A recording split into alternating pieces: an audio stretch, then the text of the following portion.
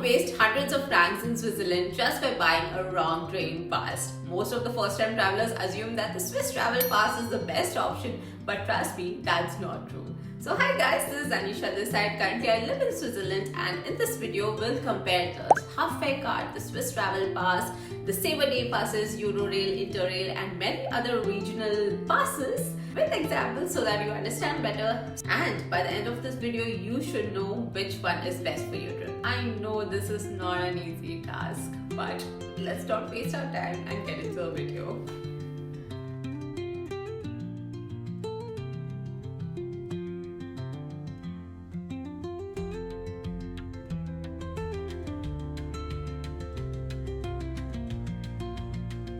Okay, so the first one is the Swiss Travel Pass. The Swiss Travel Pass gives unlimited travel to most of the buses, trains and boat rides across Switzerland, and in fact it gives free entries on 500 plus museums and free rides to the exertions like Mount Rigi, Stansershorn and discounts on Jungfrau, Gonnegrat, Pilates and Diplis.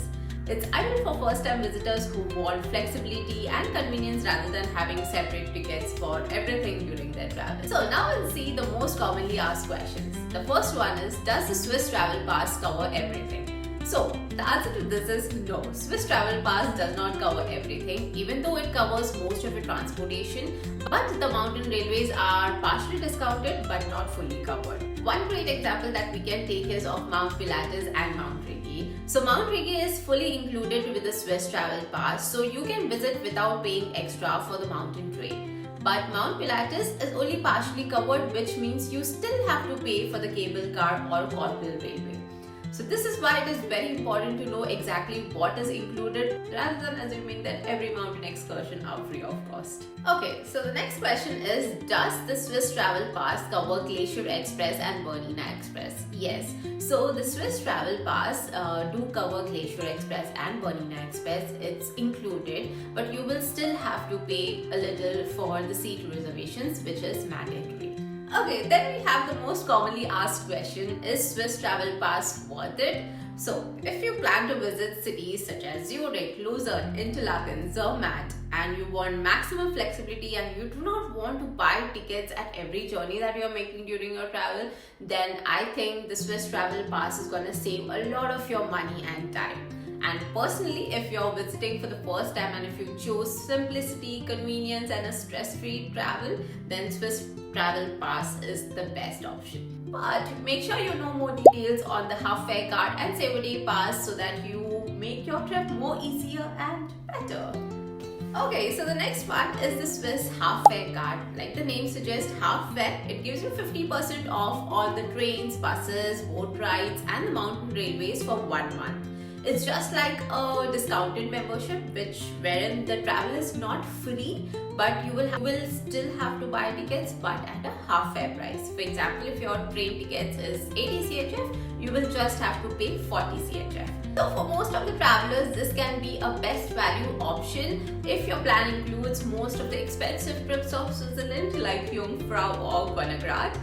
So after a few long distance travel and one expensive excursion like the Jungfrau that you do, you yourself will save more money than the value of the card itself. So to conclude on the Swiss half fare card, is Swiss half fare card worth buying? So for few travelers, the answer is absolutely yes. Like said, if you have trips planned to visit the expensive excursions like Jungfrau, Gonnegrat, Mount Titlis or Schilthorn, the savings can quickly exceed the cost of card itself. And if you also have plans for Bernina Express or Glacier Express, you get 50% off on the fare. You still have to pay for the seat reservation, which is an extra cost.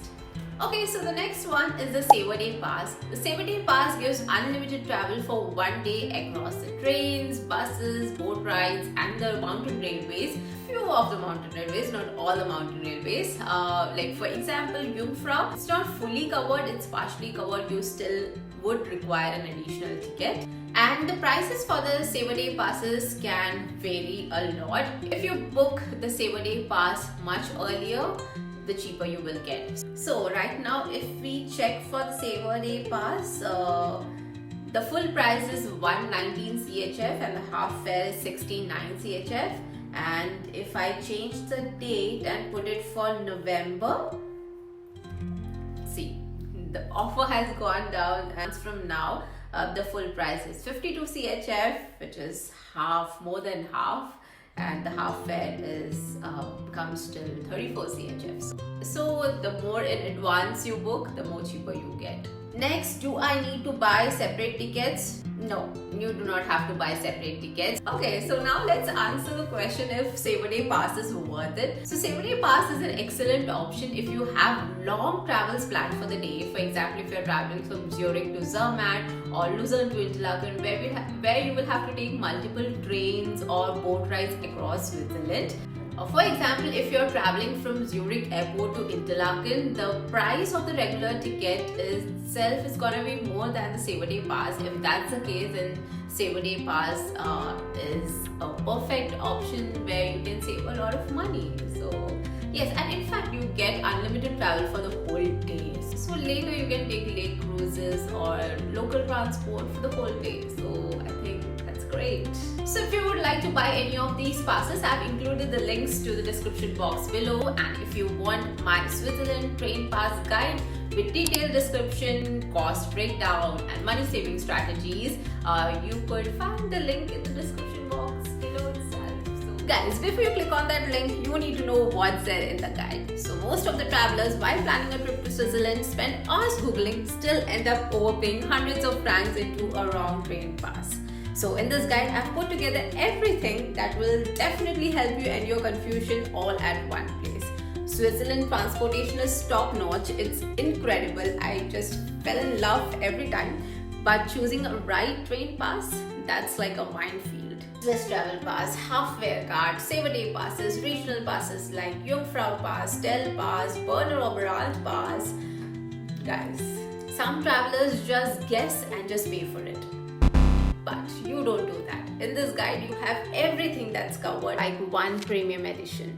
Every major pass, national and regional compared side by side, a real cost breakdown for 7-day classic Switzerland itinerary, super saver tickets, Saver Day passes and youth discounts explained, insider tips most tourists never find like post pass, lake ports or free city transport, plus a downloadable Excel which calculates your days and helps you with the best pass.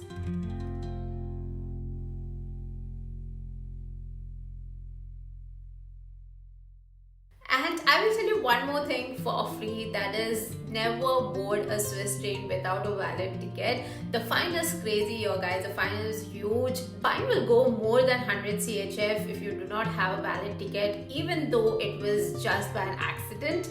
So nobody's gonna listen to you, you will still have to pay the fine. So the guide covers exactly how to avoid this type of situation and 50 other more things that nobody tells you. So link is in the description box below, and the price of the guide is definitely less than what a cup of coffee you're gonna pay here in Zurich. So yeah, so Switzerland is gonna be one of the expensive trips that you're gonna take in your life. So don't let the transport planning be something that's gonna break your budget. Towards the end of this video, we will see the validity of each of these pass and which would be ideal to buy. So you might also come across Eurorail and Interrail passes. So Eurorail is basically designed for travelers who live outside Europe, and Interrail is for European residents. So if you have plans for traveling, or if you're traveling multi-country trips, then Eurorail is an excellent option. Like if you're traveling from Paris to Zurich, from Zurich you're going to go to Milan, Munich or Netherlands, within Europe, any country within Europe, Eurorail is an excellent choice. But if your plan is to travel only within Switzerland, then the Swiss Travel Pass and the half-fare card is more than enough. Guys, talking about kids, I just forgot to mention that. So if you have kids from 6 to 15 years of age, and if any of the parent or any of the person who is there with the kid has a Swiss Travel Pass, so the kid can travel free. It's kind of a complimentary which comes as a Swiss family card. So you can take the kid. There is no ticket charges required for the kid in that case. And if you have kids under 6, they can travel totally free across Switzerland. So So let's talk about validity of each pass. So for the Swiss Travel Pass, it's available for 3, 4, 6, 8 or 15 consecutive days, and you might also come across the Swiss Travel Pass Flex, which is basically the non-consecutive days. Okay, for example, if your itinerary includes Zurich to Luzern, Luzern to Interlaken, Interlaken to Zermatt, Zermatt to Geneva, all continuous days, then since you're like traveling every day, then the Swiss Travel Pass is perfect for that. But if you're staying at some places like Interlaken, or you're staying one day at Zermatt, in that case you can choose the Swiss Travel Pass Flex. So this in detail itinerary, the cost breakdown, the detailed comparison, everything I've given in the guide as well. So maybe that should help you to plan a perfect trip to Switzerland. Okay, now moving on to the Swiss Half Fare Card. It's valid for 1 month. Saver Day Pass, it's valid for 1 day, and it's valid until the next day 5 a.m. in the morning. So keep that in mind. After that it expires. Then talking about the Eurorail or Interrail, they are available in many formats: 4 travel days in 1 month, 7 travel days in 1 month, or continuous passes. So it's best if you're visiting other European countries. Eurorail is definitely going to help you in that. So let's conclude this video with the regional passes that you should know before you're visiting to Switzerland. So the first one is the Berner Oberalp Pass. It's excellent if you're spending several days in Interlaken, Lauterbrunnen, Grindelwald, Wengen, Buren. This is one of the best regional passes and often better option than the Swiss Travel Pass for the Jungfrau region itineraries. Now, another is the Jungfrau Travel Pass. It's ideal if you travel or your trip focuses more or entirely on Grindelwald, Wengen or Lauterbrunnen. And the Tell Pass is useful for Luzern, Mount Pilatus, Mount Titlis and Mount Rigi. So that's all for this video, guys. I don't know how long this video has been, but there's definitely more to it.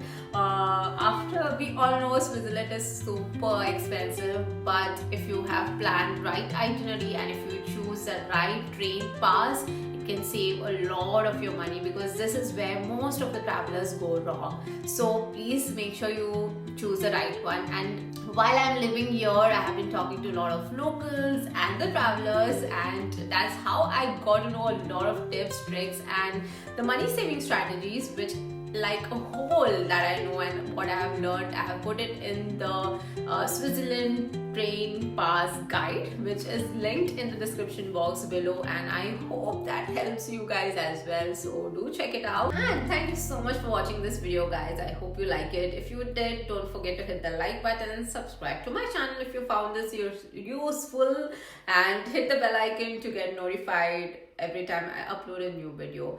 And in case you have any other queries or anything that you want to know on the day travel pass or itineraries or anything related to Switzerland, please feel free to drop it on the comment section below. I will try my level best to answer all of it.